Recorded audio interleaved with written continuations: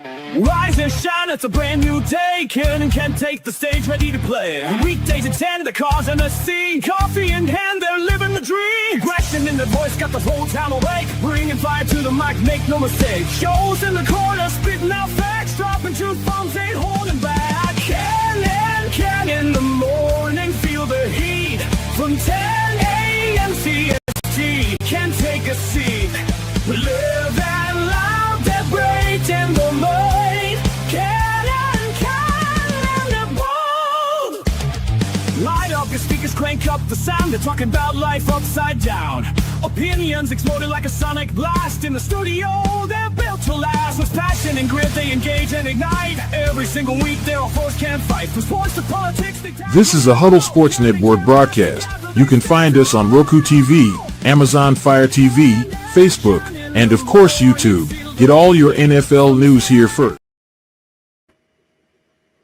Good morning. Welcome to another edition of Ken and Ken in the Morning. And there's Ken. And oh, wait a minute. I see a Timu Joe Rogan. It's Joe. Good morning, Joseph. What's going on, guys? What up? It's Thursday, is it not? Yes, it is. That means we're another day closer to camp. I was just going to say that. One day closer to training camp. You I mean, we got to be under 2 weeks, don't we? Yeah, we are. Under 2 weeks to training camp. Let me get this last one out. You know what, though? It's what's been interesting to me this offseason compared to last offseason. Now we've done this for 2 offseasons straight. As we decided to go daily. This offseason, at least there's a lot more going on in terms of news, in terms of activity in the NFL. It wasn't like, and some of it's not the NFL. Like, look at Netflix releasing Quarterback when they did was brilliant, right? It kind of cut away all the clickbait crap and gave us something else to talk about as fans of the game and of the players, and just whatever writer for whatever periodical decided to do clickbait. Your team to cut $42 million star because they like the wrong soft drink. Because that's how stupid the clickbait can be sometimes, right? Some of this stuff is just so stupid. Oh, hey man. I am very interested in knowing what soft drink my player chooses. And if it's the wrong soft drink, that motherfucker better get the fuck out of town. So what's the wrong soft drink? Dr. Pepper. Oh, you're fired. Get him out of here. Dr. Pepper. That's some good stuff right there. What are you talking about, Ken? It's not my favorite, but I like Dr. Pepper. Yeah. Never liked it for whatever reason. Why don't you go kill some puppies while you're at it? Okay, let's go.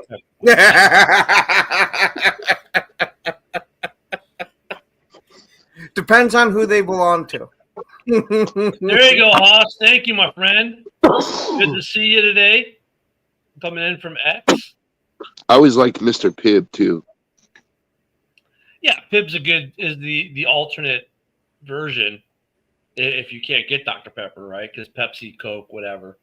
But this year, besides our favorite soft drinks, by the way, Sundrop rules, but you can't get it in New York, probably. I don't think you can get it in California, just like I can't get cactus juice out here. That's a good soda. It's out in the West. Ask Cam about that, man. I'm trying to think if I've ever had Sundrop when I've been down in Florida. Yeah, now they got like a cherry Sundrop, which is pretty good. And then if you go out west, they have it's cactus juice. You can get it in Arizona, you can get it in parts of California, and it's a really good citrus soda. I got Cam Butters. Yeah, Cactus Cooler. When I was out there a couple years ago. What now? I think it's called Cactus Cooler.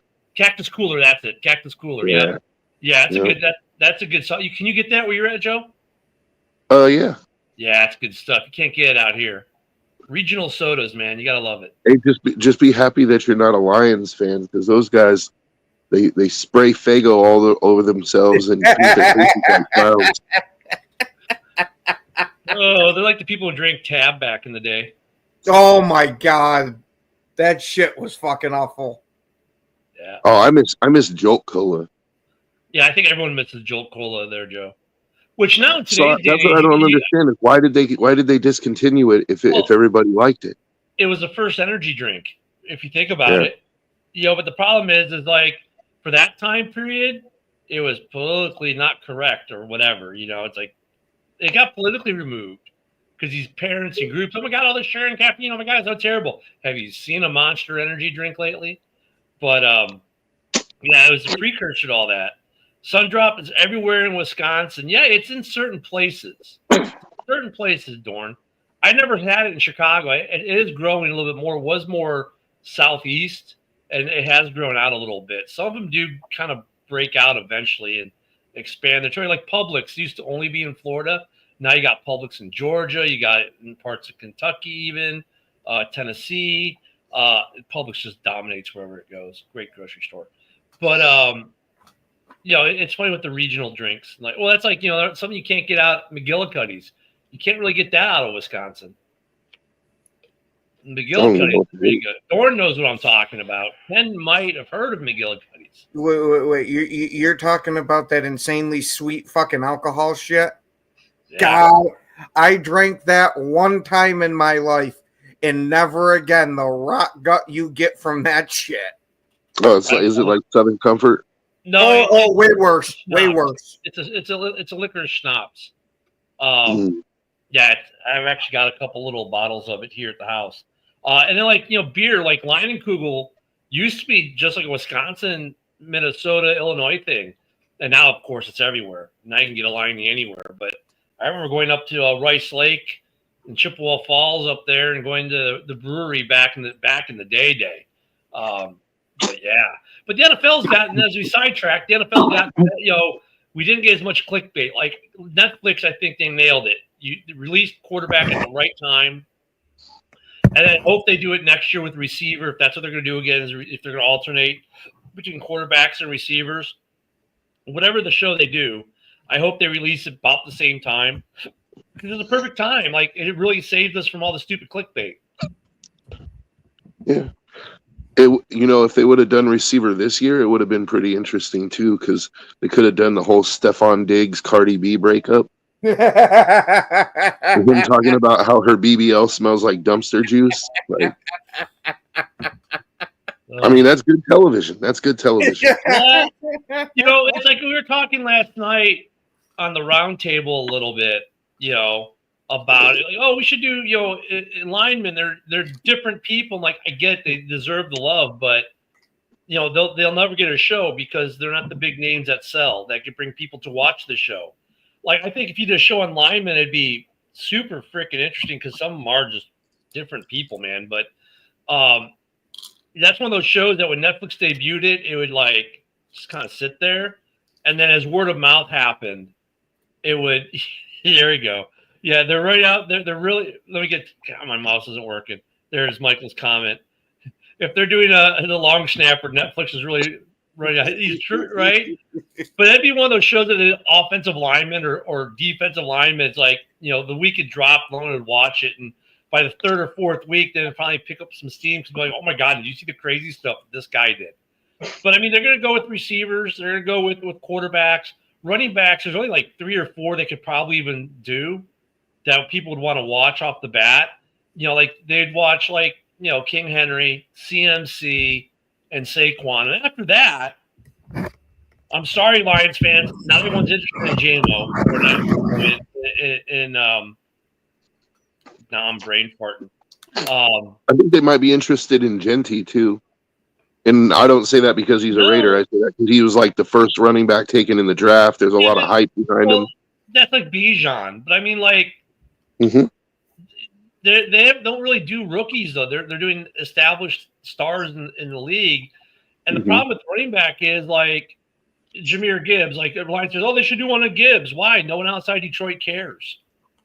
You got to find the reason why people watch this show is because everyone knows Joe Burrow. Everyone knows Goff. Everyone knows these wide receivers. There's only 3 or 4 running backs who fit that category. Where league wide people would watch, but no one cares about Detroit's running back or Chicago's running back or Green Bay's running back.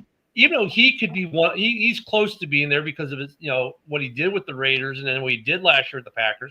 He might be sellable, but I mean, for the most part, no. I mean, if you're not Saquon or King Henry or CMC, no one cares as far as like a reality TV show, so to speak. And so it's I get why Netflix did what they did because, like, look at tight ends. Like, yeah, Kittle. Well, they included Kittle and wide receiver because how many other tight ends are they going to do a show on? Find me 3 tight ends that are going to captivate an audience for 8 to 9 episodes. I know one. See, now Joe and I are going to take this moment to glaze our tight ends because I say all you got to do for a show is put that camera on Tucker Kraft and just let shit fall out of his mouth. No one cares about Tucker Kraft. He doesn't have that kind of look at. You guys are conflating because I like my tight end. He's a good tight end. No one gives a shit. You're missing the whole point of it. No, it's I'm not. Personality.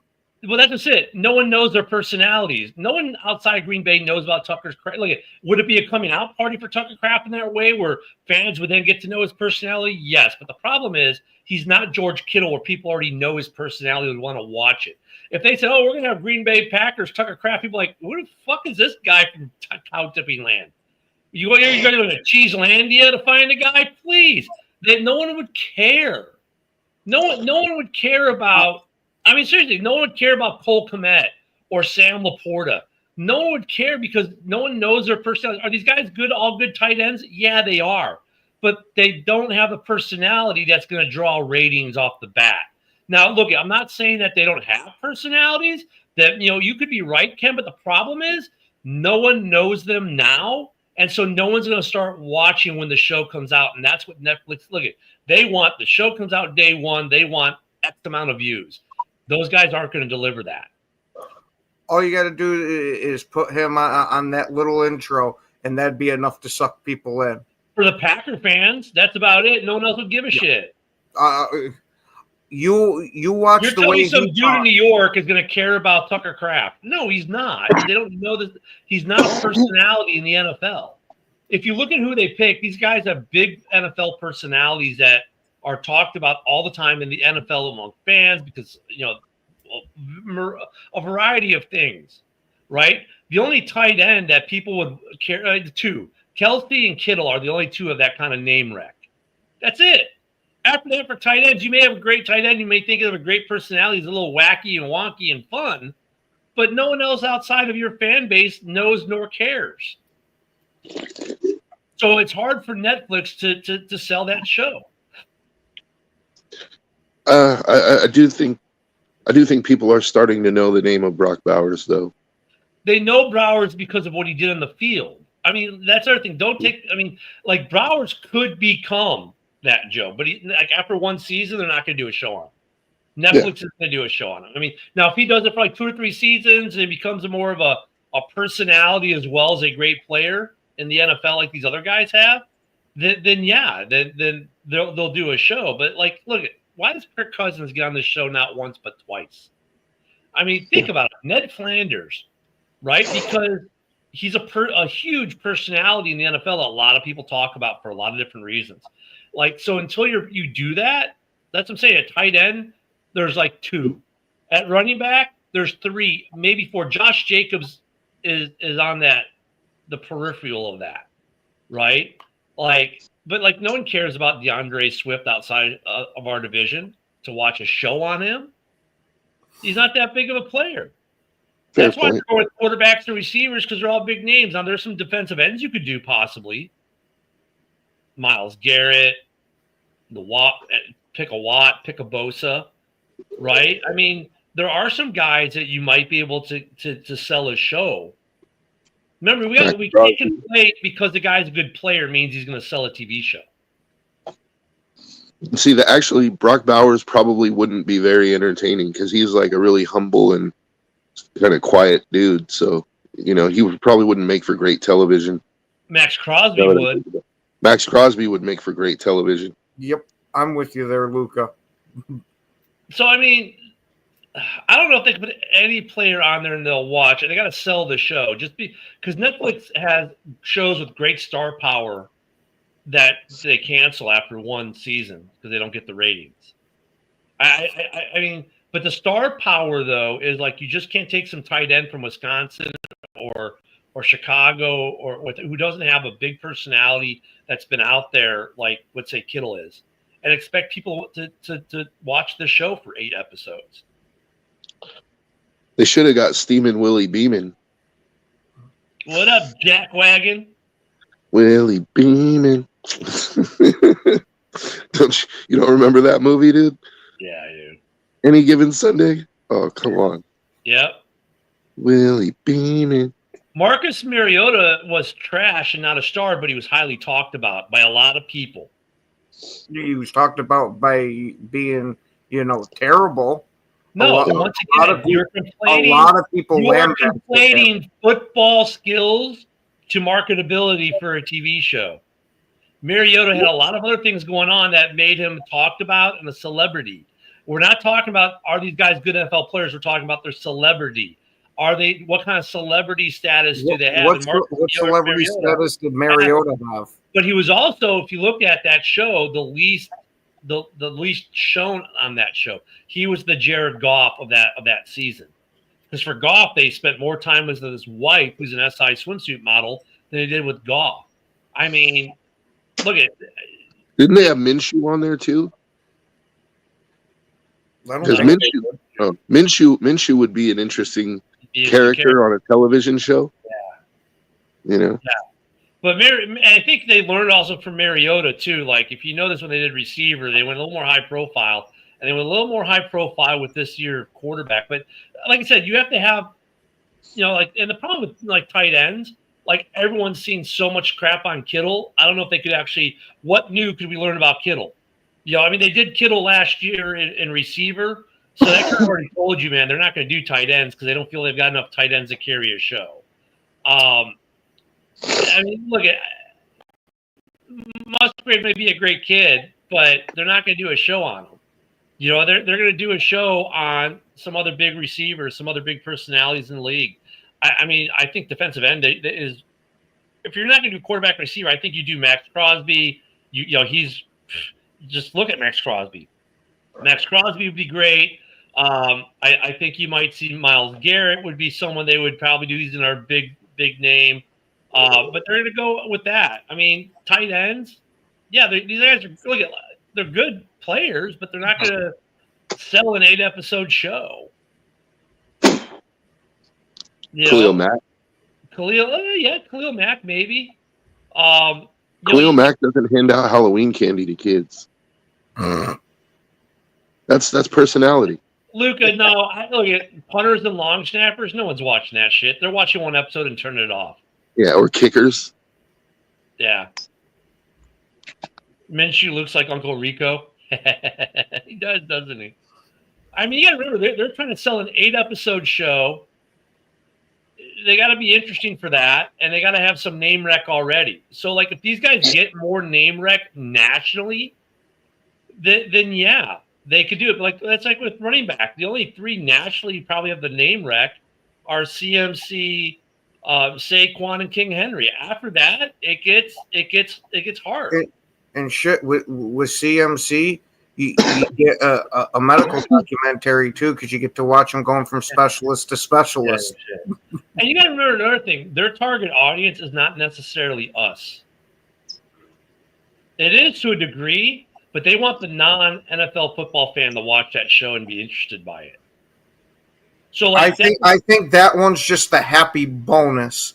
No, it was just NFL fans. It wouldn't do well enough on Netflix for them to keep it going. They need the non-NFL fans, people who just like watching sports documentaries or like watching reality kind of stuff, to watch as well. They can't live off of just us. We're not big enough audience. I truly believe that if somebody's watching it because it's a reality thing, there's way more than enough reality shows on Netflix for them to tune into quarterback or receiver to get their reality. I'm telling you, I have a little insight on this because a family that works in the industry, they need to have non-NFL people watching this show. We're not a big enough market share. Sorry, we just aren't. They got to have people who don't watch NFL football games to watch these shows and be interested by them. Not just some fanboy geek football geeks and football nerds. It's probably why the NFL allows the players to do the show in the first place, is to try to expand their market.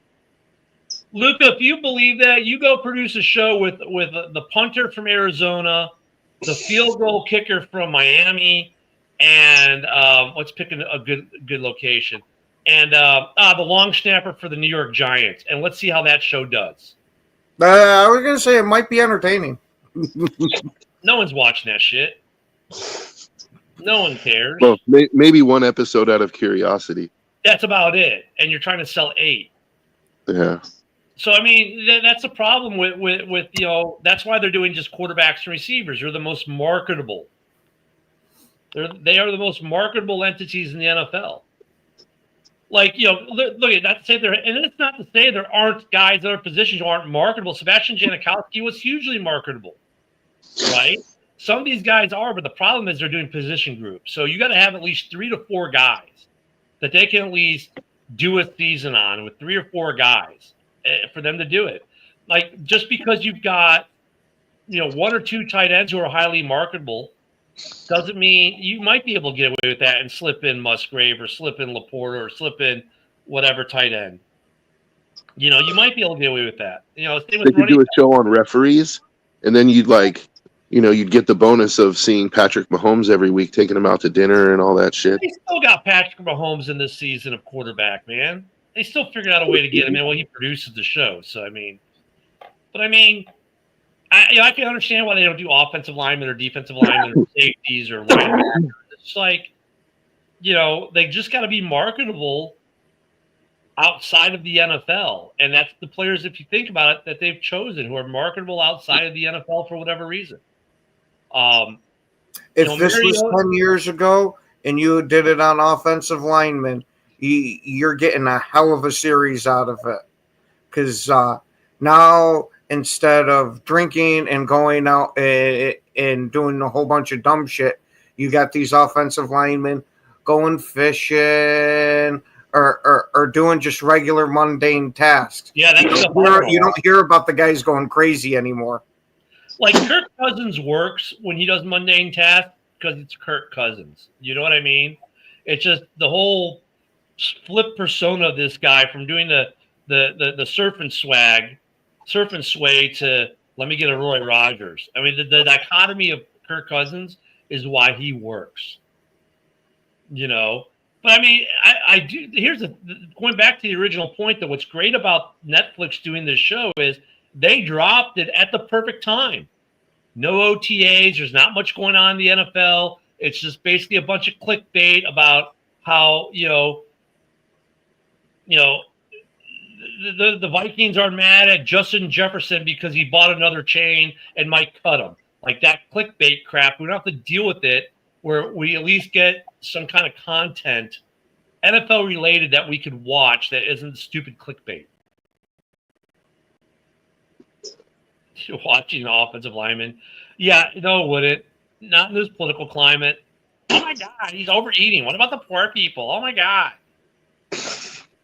Oh my God, look how much food he got. That's just not right. Yeah. No, I mean, I just love that we got NFL content that we could talk about for a few days that wasn't clickbait. Let's see what happens if I open up my web browser real quick. What kind of stupid clickbait am I going to get? Let me see. They got the power rankings, of course, which are crap right about now. Let's see if there's any good clickbait coming. Bears rookie is getting undervalued in 2025, but the NFL will learn quick. Okay. Yeah, great clickbait there. And it looks like they're talking about, I don't know who they're talking. I'm not going to click in it. They're talking about one of the rookies, though. Deion Sanders explains why he wants a college football salary cap in the NIL era. Interesting. That one might actually be worth reading. Not. I mean, these are the clickbaits you get. Sports Illustrated redraft sparks debate on Bears' second chance at top picks. Really? No, it doesn't. No one gives a shit. I mean, these are the clickbaits. Lions, $24 million man already earning every penny of new contract. Really? They haven't even started playing the season yet. I mean, come on. So Netflix saved us from that. But he runs great routes in shorts and a helmet. Yeah. I'd watch quarterback, wide receiver, and name it duos. Dude, we just got that with Joe Burrow in a way, didn't we? Because his only friend, it seems, that he has is Jamar Chase. He hangs out with Jamar. He hangs out with Jamar's parents. Yeah. Clickbait. Vikings will win division. Exactly. You saw what I did there, Joe? Yeah. I mean, look at quarterback was an interesting show, though. Did you guys finally get to finish watching it? No, I have school, so I don't get to watch much TV. It was interesting. It was another good series. I mean, what I like about you get kind of like a little bit of the Hard Knocks, except you don't get Liv Schreiber. They could definitely add some Liv Schreiber, and I wouldn't complain. But it was a good show. I mean, a little more insight. You know, you get to see how. I mean, Kirk Cousins was interesting. Joe Burrow had some moments, and Goff, his wife. You know, not much to say about Goff. They spent a lot of time with his wife. It was funny though how Goff was trying to show out for the show, like, and his wife called him out on it. Like Christmas, she's like, "Yeah, I'm the one who does all this normally, but you know, because the cameras are, he's trying to decorate the tree." And she's like, "Yeah, I do this." And he's like, "Yeah, I went out in the woods and cut this down," and she just shook her head, starts laughing at him. I mean, she was diming him because he was showing out for the camera, and she was diming him out right there on camera. It was classic. That was fun. So we'll see who they do next year. I bet it'll be wide receivers again. I don't see them doing another position group, honestly. But quarterbacks seem to be a lot better of a show than wide receiver was. I think it's just easier to shoot the quarterbacks than it is the wide receivers as far as game and practice footage. They're easier to track. But no, it was a good series. Thank God saved us from some clickbait. Going into the season, there's, I mean, the NFL is television too, if you think about it. So, like, there's a lot of interesting storylines in the NFL this year too. Like, think about the Carolina Panthers, for example. Like, Bryce Young all of a sudden starting to look like a quarterback. Like, how does that pan out this year? Like, they had a good draft. Like, that's an interesting storyline, right? The Falcons and the whole Kirk Cousins, Michael Penix situation. Like, Penix started to look good at the end of the season. Do the Falcons make that jump to where they, like, possibly compete with the Bucs for the division, or like what happens there? And then when you go even further with Atlanta, after watching quarterback, you realize, oh well, Kurt, that game against the Saints where he hurt his shoulder and his elbow, so now he's down a shoulder, an elbow, and an ankle. Okay, so is there going to be a quarterback controversy? Like they're not. Dude's like was the consummate team guy by running the practice squad when they made the change and did the things you should do as a pro. But, dude, he doesn't want to be the backup. He wants to be the starter. There's going to be a quarterback battle in Atlanta. That's going to be interesting. And it's going to divide fan bases. Joe, I agree with you. There's some really good – and, like, what the other thing about the Bryce Young, when you said the Bryce Young thing, it shows why you can't judge these guys after 1 year in the league. You need to give them 2-3 years in the league before you can start to make a good judgment on how good these guys are, these quarterbacks and these receivers and whatnot. Like 1 year, they're a bust because they didn't have a phenomenal first year and set the world on fire. I mean, because Bryce Young did it. So are you saying Josh Rosen should have stuck around a little longer? I don't know. That's who knows? That's a good question, Ken. Honestly, like it was partially a joke, but it was kind of serious at the same time. Yeah, I know. That's what I'm saying. Like, who knows? He might have panned out. He could have panned out given time. Who knows? I mean, but I think look at the fact that they've stuck with Young, and now coming to his third year, and he started to turn the corner better last year, because I think cookie cutter, right? Everyone expects it to be the same across the board. Like, okay, these guys are going to tear up the league year one across the board. It takes a guy a couple of seasons sometimes to get to that level. I mean, as a high school senior, are you at the same level football-wise as a college junior? So, but yeah, there's also plenty more interesting storylines like Cleveland, right? Like, is Shador Sanders going to be their quarterback this year? Like, and if he is, like, that's going to make for great television. Yeah. You know, like, there's lots of storylines. The Eagles, like, do they have a fall off from last year?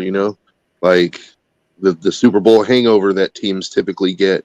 The Cowboys are always an interesting story, right? They're going to win 10, 12 games, and then they're going to be one and done in the playoffs. Like New England, who was already looking better, how are they now with Vrabel as head coach? Yeah. The Bears, because of the coaching change, is something to follow. We do it all the time, but do the Lions fall off a cliff because of the loss of their coaching staff? I honestly think that's a real possibility. So that's going to be the whole North. Really, the whole North is an interesting storyline because it's like the Packers right now. I give them the edge in the division because they're the most consistent group. Like they kept their coaching staff, they added to their team. But I mean, they weren't the best team in the division last year.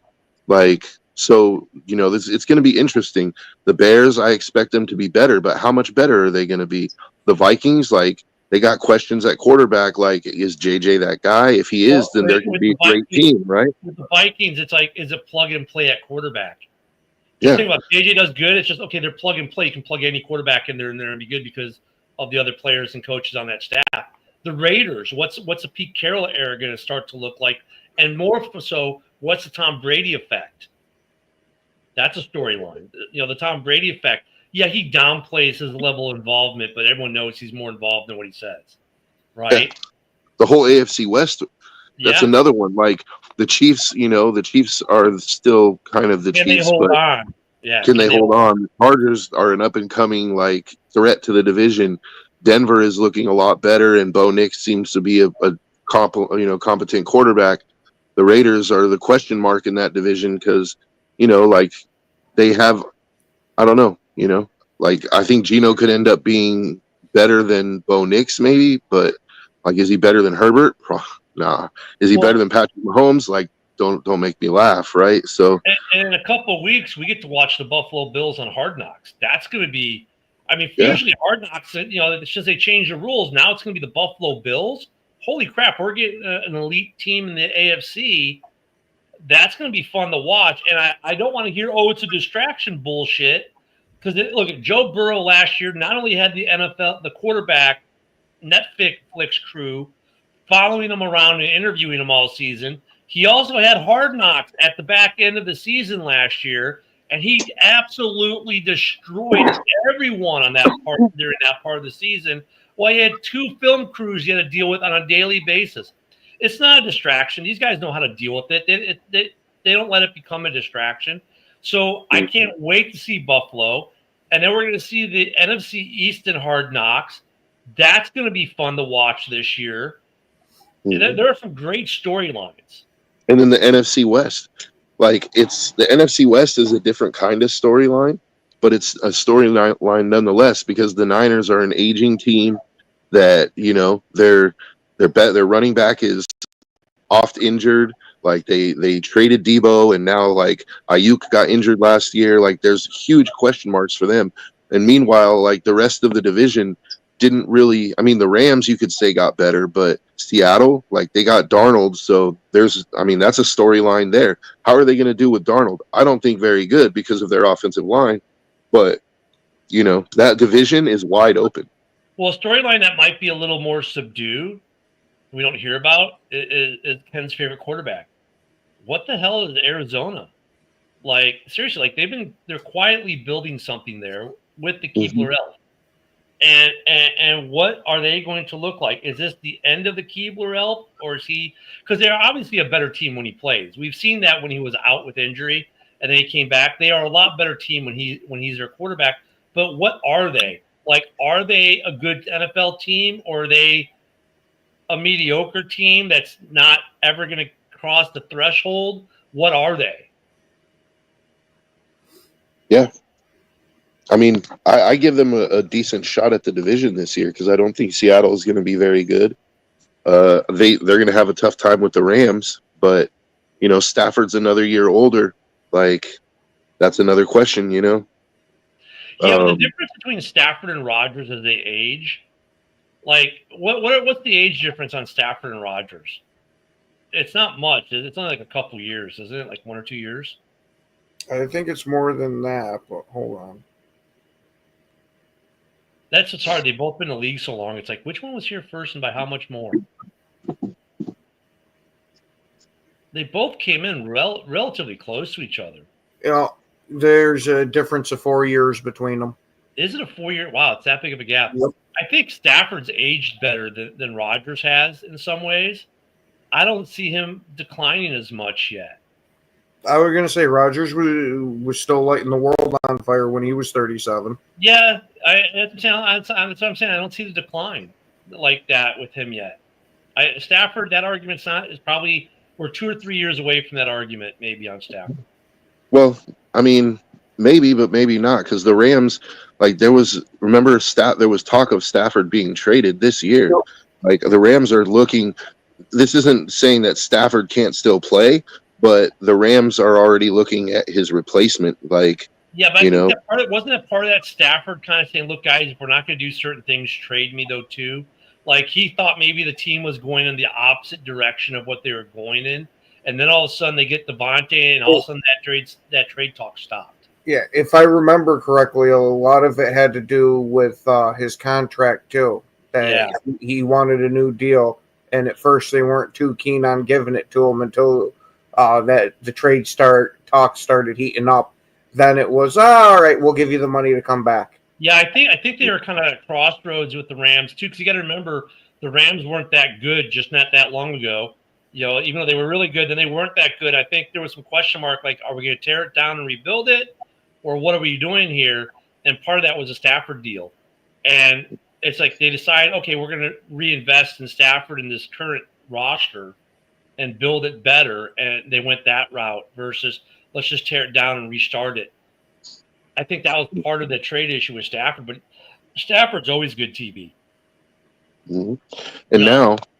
And now they got Devontae Adams, like, you know, which is another thing. Like Devontae, he didn't put up the numbers with the Jets that you know he was putting up with Green Bay or even with the Raiders his first year. So it's like, are we starting to see the signs of decline in Devontae Adams? That's a real question to ask. Yeah, the NFC West is going to be an interesting division this year. Here's a question. Speaking of Stafford, when he does retire, does he retire a Ram or does he sign a one-day contract to retire a Lion? You hope for Lions fans' sakes he retires a Lion. If not, that's going to lead a few more talking points for a certain guy I know that likes to bash the Lions. I mean, he won a ring with the Rams, just signed another contract with them. So by the time he's done, he'll have been with the Rams for what, 7 to 8 years, maybe 9 years. So I mean, both fan bases and the Rams are going to lay claim to him. So their fan base, the Lions fans will too. But I mean, when he goes to the Hall, that's where the question. When he goes to the Hall, that's the question. He'll go into the Hall as a Ram because of the ring. Because of the ring is why he goes in as a Ram, probably. And Mitch brings up a hell of a point too, is that the Lions fans turned their back on him quick as shit as soon as he left. Well, yes and no. I mean, he doesn't have Kirk Cousins type of love, but he's still got a lot of love in Detroit. I've heard a shit ton of Lions fans absolutely trashing him right after he left. Well, that's because that's what fans do. They trash Kirk Cousins, and yet there was literally a line of Vikings players waiting to shake his hand after the game last year. Hey, Luca, who are you talking to? Different. You must be talking about Mitch, because like I literally said there was going to be a fall off. Yeah, no, he's talking about Mitch. Well, the Lions fans on here are saying fuck Stafford. So. Well, I talked to quite a few Lions. Here's the counter that completely destroys that argument. The Detroit Rams. How many Detroit fans cheered for Stafford to win the ring? A shit ton of them. And they were very vocal about it. look at they don't like him now because he's an opposing quarterback in the conference. I get it, but there's a lot of love for Stafford for what he did in Detroit, and he's never badmouthed the fans. He's never badmouthed the team. Some of that's just because he's an opposing quarterback right now, right? I mean, that's the business of the NFL. But there's a lot of love, maybe not Kirk Cousins level love, because Kirk gets a lot. Well, Kirk gets a lot of hate from Vikings fans like Sarah, Rob, people like that. But watch quarterback, man. After they play that game, former teammates and coaches were really lined up to shake his hand. There's a lot of love. That's teammates and coaches. But they're the ones who really massively matter. Different than the fans. They're the ones who really matter, though, in that regard. I don't think they sold the Lions Rams gear. That was just a catchphrase.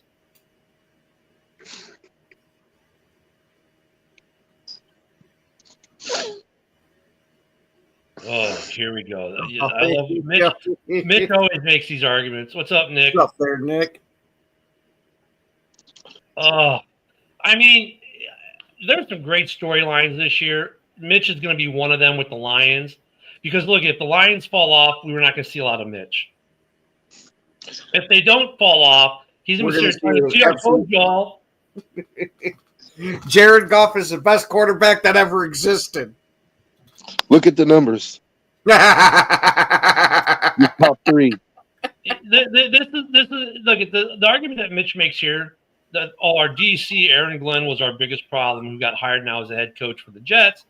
I mean, look, that's a common argument that Lions fans make, that and the 40,000 injuries they had last year. I get those arguments. But dude, you lost your OC, and but we brought a guy in from the organization. Okay, fine, that's a nice mitigator, right? You're not gonna have to change. You're not changing much operationally, like how practices are run. Maybe there'll be some minor changes, but the big thing is you're changing the play calls, you're changing the intuition, the intuitive timing of I should call this now. You're changing design in some ways because, he's not designing the same plays Ben Johnson designed, right? The creativity aspect of it. I mean, Ken and I both, are on the show every day. That doesn't mean we have the same creativity levels, right?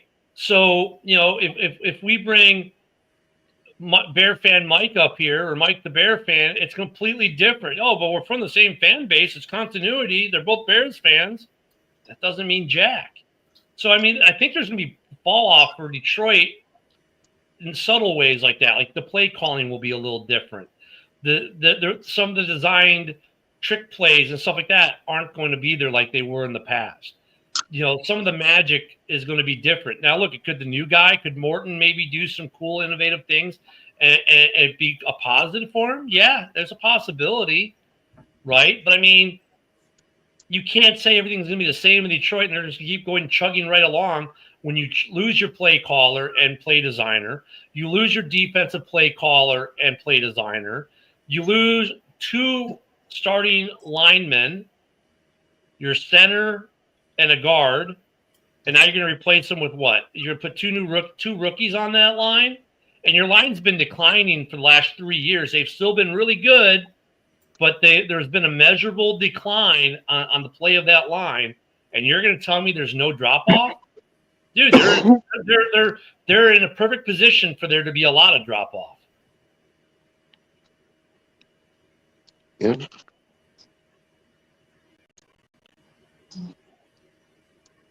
See, he goes, oh, we brought the creator Lions offense. Really? So Ben Johnson wasn't? Ben Johnson wasn't the one designing those trick plays?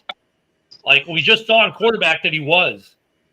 He was the one making play calls. I mean, the mitigating arguments that Mitch and other Lions fans make, I get the arguments, but come on, man, let's take a step in reality here. That's like me saying, well, look, the Bears are going to have the best offensive line in the NFL now because look at all the money they spent. No, unless they show me on the field they're going to be good. I think they're going to be improved. I'm not going to say they're going to be like some of these stupid polls or whatnot rankings have them in the top 6. I'm like, dude, we were like the bottom last year. I would be happy with middle of the pack. You know what? I look at the Bears offensive line like I look at the Packers defense last year. Ken, you remember this? I said if the Packers defense ended like if they got went from 25 to 20, that was good. If they went to 15, that was great. And you guys ended up being top 10, right? Top I'm gonna five, take yeah.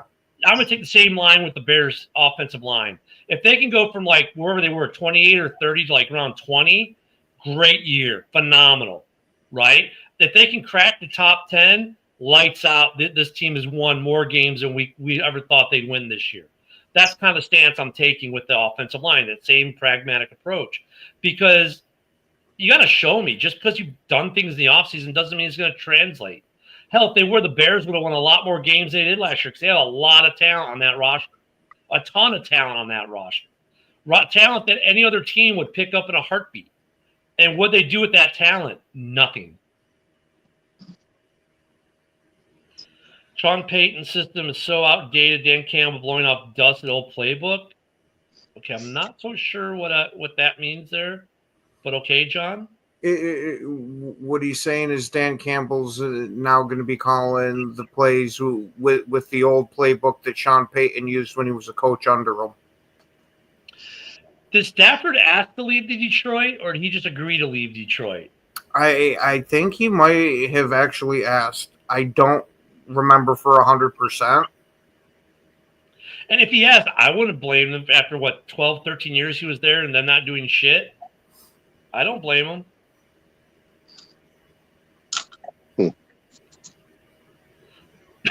They're doing this whole argument. Okay.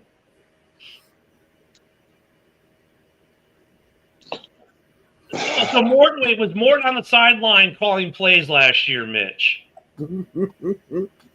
He did it through a mind meld. I guess he's missing that part of the argument. Like, whether it was Morton's offense or not is irrelevant because it was Ben Johnson it was his intuition that was calling the plays. Yeah. And he designed some of the plays. Like, he even talked about how he came up with certain plays. Like, he stole from the Packers, kind of. He didn't steal a play design, but he stole what happened to the Packers and made it into a play design. That was all Ben Johnson. That had nothing to do with Morton Salt Company, right? So you're losing some of that. Yeah, here we go. Thank you, Dorn. Yeah, he was very up and down when he was the Jets offensive coordinator. Like, I might be able to design a good defensive scheme. That doesn't mean I can call it, right? With some of these guys, they design great schemes, but they can't call the right plays. There's an art to it. Mm-hmm. Because you look at quarterbacks, like you look at these guys and you like the combine, they all throw a pretty ball at the combine, right? Look at Richardson, magnificent combine he had. Oh, he's got speed. Look at the ball he throws, is 40 yards, beautiful spiral, and you get to the league and it doesn't happen. Just because you can do certain things in a controlled environment doesn't mean when the game is live and warfare is happening that you can make the right call. You've seen it all in your civilian jobs. You got some guy who's just like, yeah, he's an encyclopedia, but when it comes time for application, can't do it. There are coaches like that who are just smart as hell, can design great stuff. They just don't know what to call it. Morton might be that guy. One thing for the Lions that I would be worried about is when they play the Bears twice this year, like, they're going to go to the line on offense, and the Bears are going to be calling out their formations and their plays. Like strong right. Like, they already know where it's going, the whole Raiders-Bucks Super Bowl thing. You know what? Let me give Mitch another example as he goes more. I'm going to go one that's even better. Who is the architect of the greatest show on turf offense? Mike Martz, right?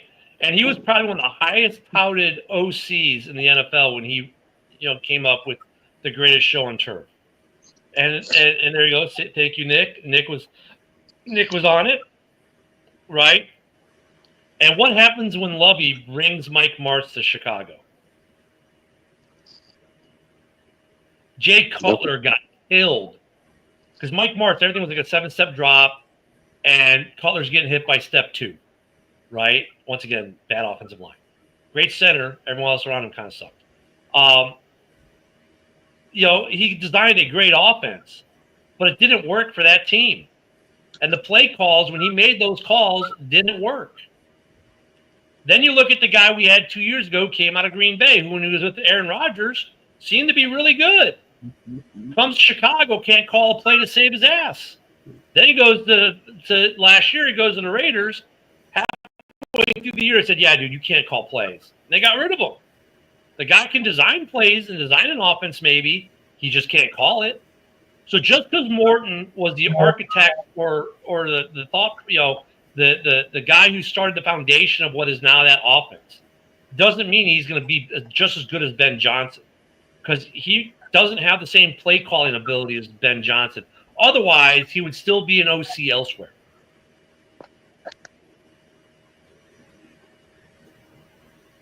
God, the OC we had last year was terrible. Yeah, I don't think Morton is going to be. Dude, does Montez Sweat play more than 6%? Dude, does Montez Sweat play a season where he's not on the injury report every week this year? That's the bigger question. Forget third and fourth downs. The dude was on the injury report the entire year. I think he had like really bad turf toe or whatever it is. I mean, that's the bigger issue with Montez Sweat. Can he stay off the injury report this year? Kudos for the guy for trying to play, but yeah, okay. So wait, Martell, Hall of Fame quarterback, running back, 2 wide receivers, one of the best left tackles of the 21st century. But you know what though? With the Hall of Fame quarterback, Kurt Warner was not that good when he was at the Rams. He really was a great quarterback by the time he ended his career with the Cardinals. He was a average to better than average quarterback. Remember, he wasn't even going to be the starter that year in St. Louis. He was going to be the backup. He only played that year because their starting quarterback got hurt in the preseason. In the last week of the preseason, he gets hurt. So Warner, while he had a pretty good year, it was more of the other things around him that made him. And look, to his credit, though, he became a great quarterback by the time he retired.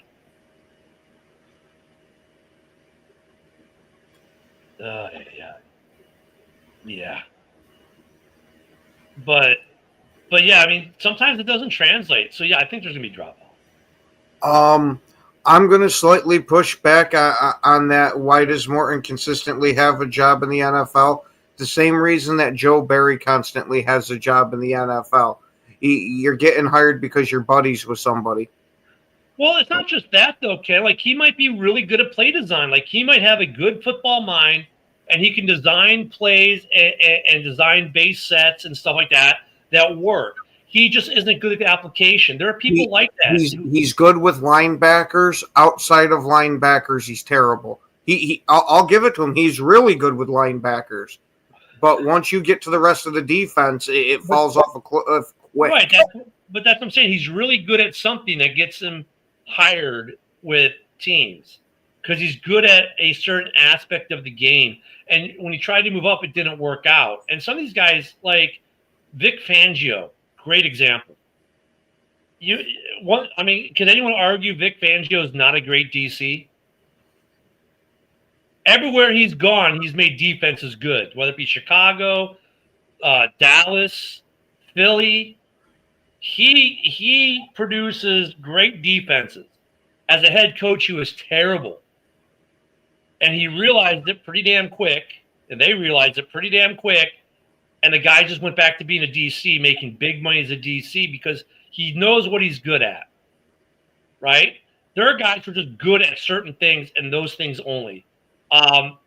The franchise killer out there in New England, I don't think he'll ever be anything but an OC for the rest of his career because he's really good at being an OC. He's just not good at being a head coach. Morton might be really good at designing plays and designing offenses, but he's not good at calling them. Now, this is a big year for Morton. He can prove us all wrong and all of a sudden become a magician play call.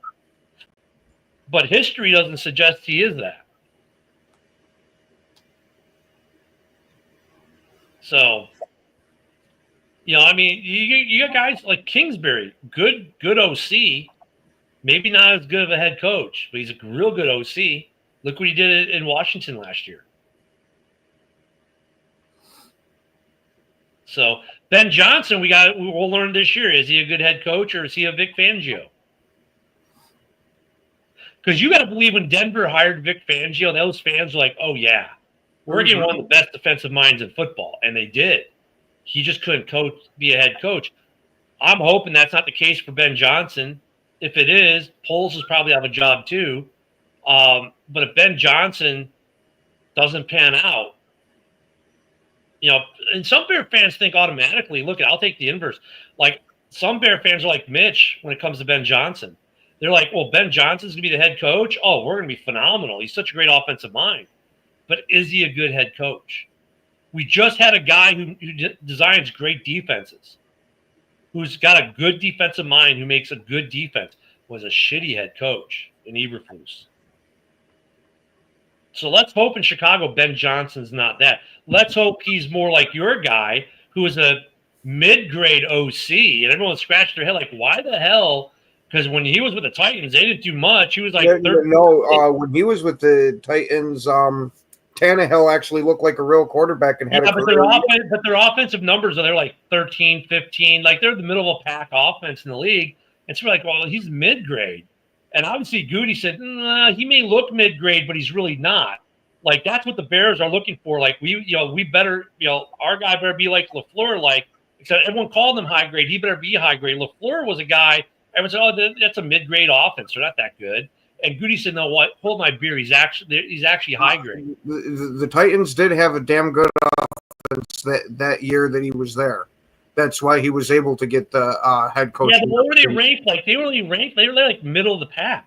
I mean, but here's the other thing, though. But look, Ken, don't sit there and try to defend how good the Titans' offense was. They weren't that good. But here's the thing. Back then when they hold on, Ken, because you're wrong. You're wrong, and it's not your fault you're wrong. It's not LaFleur's fault you're wrong, because it wasn't even LaFleur's fault that they were – you can only work with what you got, and he didn't have shit there, and he took a shitty offense and made them like a mid-tier, middle-of-the-pack offense when they should have been like the worst offense in the league with the personnel they had. And he made a bunch of shitty players look really good. That's the better argument, Ken. Not, they were actually good. No, they weren't good. They weren't winning shit. That defense is what carried them. He made Tannehill look good. He made Tannehill look good. So but that team wasn't some just average team then. Dude, they were like, are you kidding? That offense was ranked like middle of the pack. Look it up. They weren't. No one was talking about LaFleur and that offense tearing up the NFL when he came out. People are like, why the hell the Packers hired LaFleur? That offense isn't even that good. They hired a mid-grade OC. Boy, was everyone wrong, because he wasn't mid-grade. He was an excellent grade dealing with mid-grade talent at best.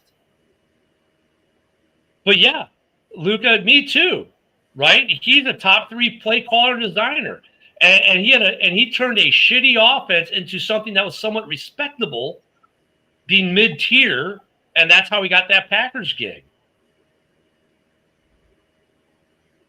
I love how Packer fans feel they need to have to defend him when he was coaching a shitty Titans team. Like, dude, that's more of why he got hired. He took a shitty team and made them look decent. He made them look competent. And that's why everyone was like, at first, like, dude, why did the Packers hire a guy whose offense wasn't even that good? They were 15th in the league, really? And they said, well, this is why, because he took a team that without him probably had the 30th ranked offense, and he made them look good. They weren't that good. That's why everyone questioned LaFleur hiding. And like Luka, I hate to admit it, he is a phenomenal head coach, a phenomenal play caller. And I've admitted it way too many times, and I'm sure Luka has too. But that's just the bottom line of it. Like, the Packers did really good there. I don't know why you guys are trying to tell us they didn't do as good as we're saying they did. You're taking an argument, we're saying they did really good to think of something that everyone else thought wasn't good, and look at how right they were. You're like, oh, well, no, they weren't that right because they were good. No, dude, they weren't. I was going to say, the whole thing about LaFleur when he was getting hired was how great of a play caller that he was in designing the shit, that he was the next Wonderluck type. Right, but their offensive numbers weren't that good. So okay, fine. We'll go. Hey, Luka, we're going with their argument. Yeah, that's right. LaFleur wasn't a find. Everyone knew it. Yeah, the Packers should get no credit for pulling him out from a shitty team with a mid-grade offense and making him the man he is today. You're right. What's less than how impactful he was. And on that bad take, we're out of time today. Thanks everyone for joining us, and we'll see you tomorrow. Have a great day.